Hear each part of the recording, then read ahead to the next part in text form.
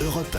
Le Grand Direct de la Santé, c'est une émission spéciale diabète aujourd'hui avec nos médecins, le docteur Gérald Kierzek, le docteur Jean-Michel Cohen, le docteur Catherine Solano, Elisabeth Assayag aussi, et notre invité exceptionnel, Jean-Marc. Oui, c'est Jean-Marie Bigard qui est avec nous aujourd'hui. Bonjour Jean-Marie. Et bonjour. Merci d'être avec nous puisque vous avez décidé de vous confier sur votre diabète avec qui vous Il y a vivez longtemps, oui. depuis 18 ans. Oui. Maladie contraignante qui touche près de 3 millions de Français, qui impose une certaine rigueur, forcément. Oui. On va en parler dans un instant. D'abord, vous l'avez découvert comment ? Et tout d'un coup, je me suis mis à me le relever 3 fois la nuit pour faire pipi. Ouais. J'avais une soif, mais je n'arrêtais pas. Plus je buvais, plus je faisais pipi. En plus, je buvais de l'eau avec du sirop de citron, plus de l'eau sucrée, donc sans savoir rien de quoi que ce soit. Très fatigué, crevé, tout ça. J'avais le prépuce qui avait tendance à gonfler. Après les rapports. C'est vrai, ça, c'est pas des signes classiques de diabète. Mais elle a Qu'est-ce que et c'est les nouveau ? docteurs. Mais attends, mais Jean-Marc, tu ne te rends pas compte ? C'est sérieux, c'est une bêtise ? Mais c'est pas une bêtise, il faut le dire à la terre entière. Donc c'est pour ça. Attendez. Ça s'appelle le signe de Bigard. Non, mais c'est nous. Non, mais c'est nouveau. Ce qui décrit C'est Jean-Marie. une connerie ou c'est vrai ? De boire et de pisser, c'est Ça, classique du diabète quand il est décompensé. Et ensuite, par exemple, le gonflement du prépuce. Mon médecin, tout de suite, m'a dit attends, t'as soif ? Tu gonfles du machin ? Si, ça déconne. Il m'a dit viens voir prendre ta glycémie. J'avais 4,50 g. Et quand t'as 4,50 g et que t'as le prépuce un peu serré, et ben après l'effort, il reste gonflé, mon vieux. Et j'en sais quelque chose, hein, j'ai été circoncis à 43 ans. Je vais te dire, 1,2 kg. On l'a mangé en pierre à la maison.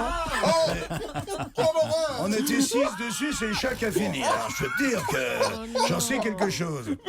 Mais c'est lié quand même, cette histoire de diabète et d'énormément de glycémie, les vaisseaux, ça reste bloqué. Et voilà, et depuis, je remercie le bon Dieu d'être diabétique parce que j'ai une vie bien réglée, tu l'as dit tout à l'heure.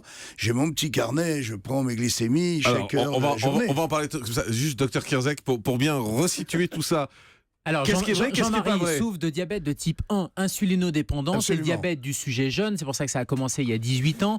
Et ça se manifeste. Jeune, j'ai 43 ans quand je l'attrape. Hein. C'est comme le diabète de la deuxième partie. D'habitude, c'est un peu plus tôt et c'est lié à une carence en insuline. L'insuline, c'est l'hormone qui fait baisser le taux de sucre, qui est sécrété par le pancréas. Et chez les gens qui sont diabétiques de type 1, le pancréas fonctionne mal pour des raisons immunitaires, pour des raisons peut-être infectieuses, pour des raisons qui sont. Choc psychologique. Il peut y avoir plusieurs raisons. Accident de la route, la perte d'un être cher, un truc comme ça. Exactement, multifactoriel. Oui. Et du ça, coup, plus d'insuline, et du coup, le sucre qui monte, jusqu'à ce qu'on ait les symptômes, et c'est ce qu'on appelle le syndrome polyuro-polydipsique. Ça veut dire quoi ? Ça veut dire qu'on pisse beaucoup et qu'on boit beaucoup, et que ça ne s'arrête pas. Et si on mesure le taux de sucre, eh bien, il est élevé. Et vous étiez à combien ? 4,50 g, c'est ça ? 4,50 g, et je faisais mon jogging. Ils me disaient, comment t'as fait ton jogging ? Et 4,50 g. Mais nos grand-mères, elles disaient, quand elles avaient un souci, ça va encore me retomber sur le pancréas, elles disaient, à l'époque. Et c'est vrai que tous ces facteurs là, tous les ennuis qu'on peut avoir ou les accidents ou les trucs qui sont traumatisants peuvent tout d'un coup faire cesser le pancréas de fonctionner. Nous raconter comment vous avez réagi derrière et ce que vous avez fait, mais son histoire du prépuce, c'est une connerie. Alors, son histoire du prépuce, c'est pas classique dans les bouquins de médecine. Voilà. Alors après, c'est peut-être gonflé pendant les ans d'œdème, j'en sais rien. En tout cas, la soif, l'envie d'uriner, le fait d'être fatigué, non, mais ça, bien sûr, on est le fait d'accord. d'être en acidocétose, parce que vous étiez probablement en acidocétose. Alors, il y a un truc qui est assez caractéristique, c'est d'avoir la laine qui se modifie et la laine qui est pomme rainette. C'est une espèce d'odeur un peu particulière, et ça, c'est un signe de décompensation du diabète. Et là, faut pas traîner parce que 4,55 g, on risque le coma et il faut vite appeler le 15 et aller aux urgences. Et moi, ça s'est passé d'un seul coup, heureusement, donc on s'est tout de suite aperçu du truc. Tu vois, je n'ai pas traîné ça pendant 4 ou 5 ans. Mais vous avez eu un choc ? Il y a eu quelque chose avant que vous avez réussi à identifier ? J'ai perdu ma mère, mon père a été assassiné. Je pense que je paye ça parce que je n'ai pas le profil du diabétique. Tu vois, je suis un sportif, j'ai pas de surpoids. Tu vois, c'est pas ma casquette, c'est pas mon chapeau. Donc c'est plutôt le choc psychologique. Voilà, chopé d'un coup. Le truc le plus dur, si je peux vous le raconter, c'est que quand le pancréas se flanche comme ça, très brutalement, il y a la lune de miel du diabétique. Ça, c'est terrifiant. Ça veut dire qu'on te donne un peu d'insuline et ton pancréas se remet à fonctionner.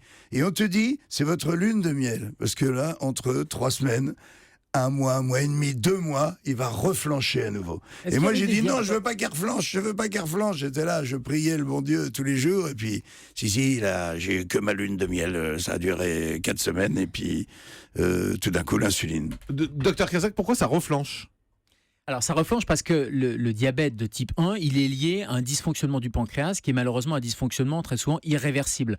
Ce qui est le cas pour le diabète de type 1, c'est 10% des diabétiques, mais 90% des diabétiques, le pancréas continue à fonctionner, l'insuline continue, mal, l'insuline continue, c'est surtout l'utilisation de l'insuline qui est mal faite, et là, c'est pas irréversible.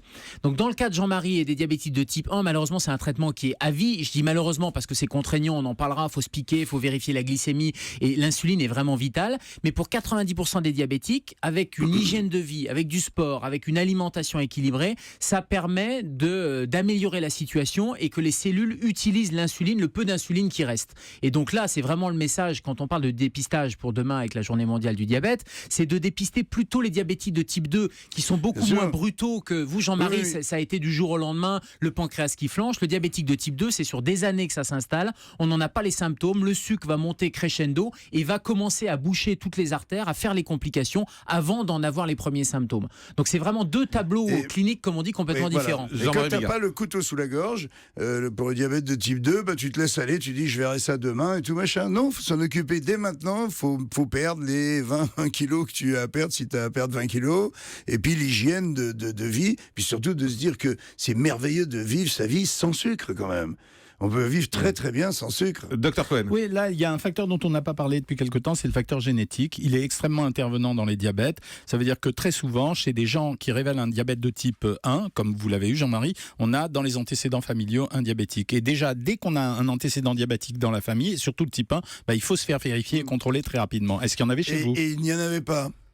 Il n'y avait pas chez moi, c'est pour ça que c'est un peu étonnant et que je le redis encore, un gros choc psychologique peut tout d'un coup dire arrêtez le pancréas. Alors on parle beaucoup des tests, comment ça marche les tests, docteur Kierzek ? Alors les tests, vous pouvez aller chez votre médecin qui vous prescrira une prise de sang au laboratoire, c'est entre autres pour ça qu'on vous dit aller à jeun le matin parce qu'on fait une glycémie le matin à jeun, c'est la mesure du taux de sucre.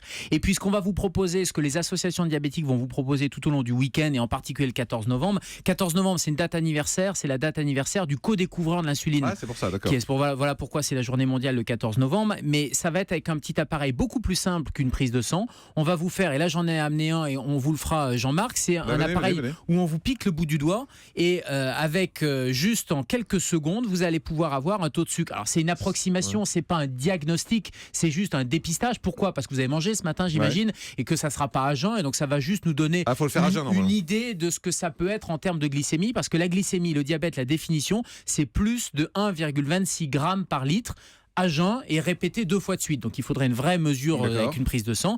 Et là, si demain vous êtes au supermarché, on vous pique le bout du doigt et que vous êtes à 1 gramme, 1 gramme 50, ne vous affolez pas.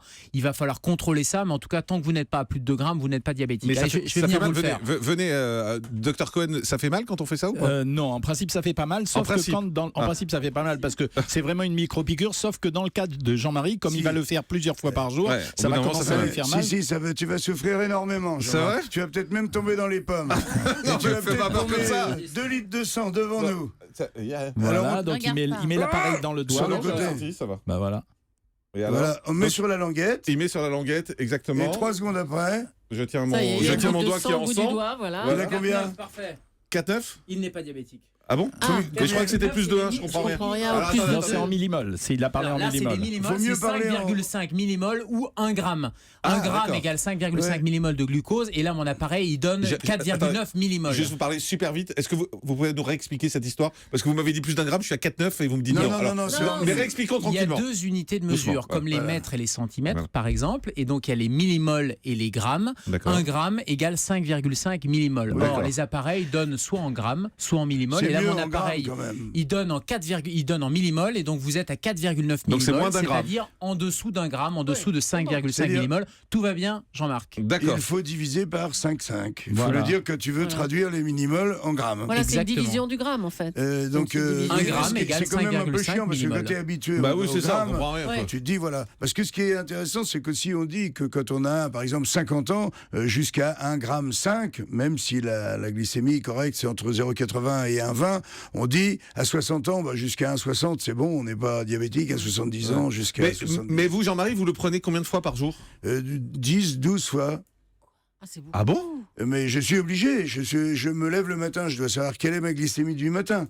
Si par exemple je viens à Europe ici, je sais que je vais prendre une petite tartine avec un machin, et je sais exactement. Tu es ton meilleur diabétologue. Il n'y a personne d'autre qui te soigne mieux que toi. Docteur Cohen, 10-12 fois par jour? Non, on en parlera justement à propos de la nourriture, parce qu'il y a deux types d'attitudes. Il y a la première attitude qui consiste à dire j'ai mené une vie normale, c'est apparemment ce qu'a décidé Jean-Marie, donc il va pouvoir manger tout un tas de choses, mais il va se contrôler très régulièrement et il va en permanence remplacer son pancréas et ajuster les taux d'insuline par rapport à son taux de sucre dans le sang. Et il y a une deuxième attitude qui consiste à être hyper rigoureuse, c'est-à-dire avoir une alimentation super définie en permanence. Et là, à ce moment-là, effectivement, il y a moins d'incidence si on ne mesure pas en permanence, puisqu'on sait exactement ce qu'on mange et le corps évolue régulièrement de la même façon. Alors, on va continuer à en parler avec Jean-Marie. On ira au standard également. On a Michel, on a Fanny, on a Patricia, on a Annie qui veulent nous en parler. On parlera des conséquences sur le sexe également avec le docteur Catherine Solano. Vous restez avec nous. Émission spéciale donc consacrée au diabète jusqu'à midi. À tout de suite sur Europe.